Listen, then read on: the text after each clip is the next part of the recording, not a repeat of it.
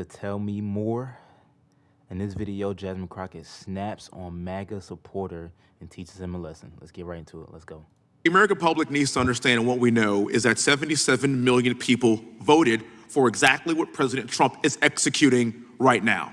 The faux outrage from the left continues to ignore the damage that has been done to our country and people that are literally maiming our fellow Americans while we have done nothing and we stood by idly.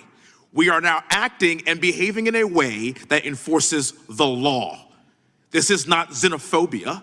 This is the way and the process that it takes to enter a sovereign nation, and we at the federal government must protect that. I am somebody that has deployed all over the world. No other country operates this way.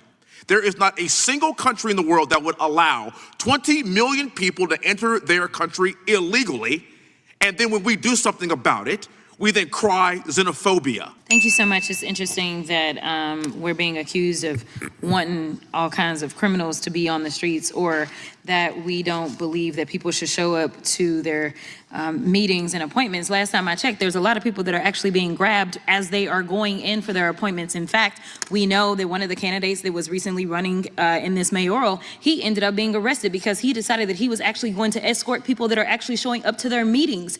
Or we know that the Pope, yes, the Pope himself, decided that the church may need to have people that are going to escort people as they're going into their meetings, because the reality is that what they are claiming what they want to do versus what they're actually doing, the actions don't match up. And while we are supposed to be talking about visas, somehow we continue to cherry pick and talk about one criminal act and another criminal act. And it is so very interesting to me that, yes, we will say people are xenophobic, because when you start to decide that just because somebody came from another country, they are automatically some kind of criminal, that does sound kind of xenophobic to me, because you are using a paintbrush to paint an entire group of people where the vast majority of them are coming here because they are actually seeking a better life.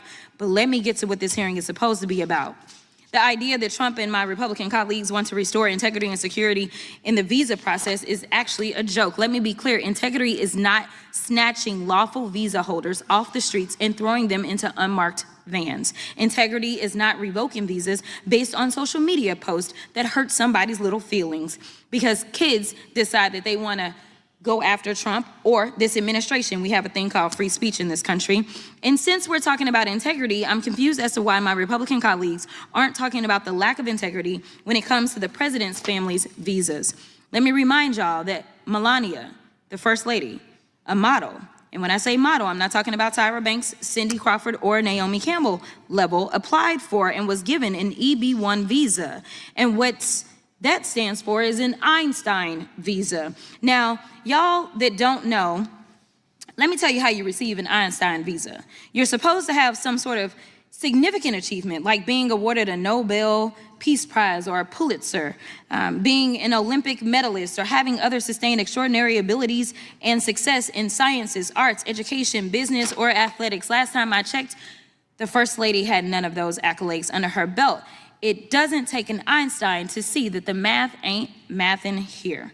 Nevertheless, what Republicans are doing with this reconciliation process, the travel bans and revoking visas, jeopardizes our national security. It threatens our communities, our higher education, and our economy. Visas like the largely vetted J visas for higher education and M visas for trade, training, attract the next innovators, medical providers, researchers, and educators that we need to build on American success. I'm not gonna mess up your name, so I'm not doing that, but I'm with you, okay?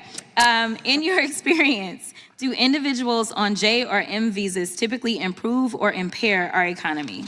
They generally improve the economy, and I can give a brief example. My wife is a very successful woman. She makes a ton of money, which I'm grateful for. And the reason why we're able to do that while having 3 children is because of the au pair visa, somebody who is here on a J. Okay. Who is here and able to supply this for us. But I also want to defend Melania real quick. Not everybody could marry Donald Trump, and I think that's quite an achievement. So I think she deserves credit for that. Nobody up here could have done it. You sure right, I couldn't do it. But anyway, in fact, J visa holders contribute $43.8 billion to the U.S. economy and support more than 300,000 jobs. And make no mistake, immigrants improve the health of U.S. citizens too, despite the fact we already have a doctor shortage. Trump's reckless travel ban and visa overhaul are exacerbating this crisis by impairing hundreds of hospitals with foreign-trained doctors set to do their residencies here in the United States, meaning fewer people will get the help they need and more people will die. Now, let me remind you that Republicans are trying to gut Medicaid. Roughly 4.5 million people receive caregiver services through Medicaid, and most of these folks are in red states. And wouldn't you know that in 2023, Kaiser Family Foundation estimated that almost 30% of long-term care providers or home caretakers were immigrants. It's like Republicans want Americans to suffer. Now, Republicans say visas make us less secure, but let's talk about how visas given to victims of crimes like rape, murder, human trafficking, torture, abduction, kidnapping, to help law enforcement with their investigation or prosecutions of these crimes. These folks are risking their own security for broader safety of Americans and our communities. Thank you so much. I will yield.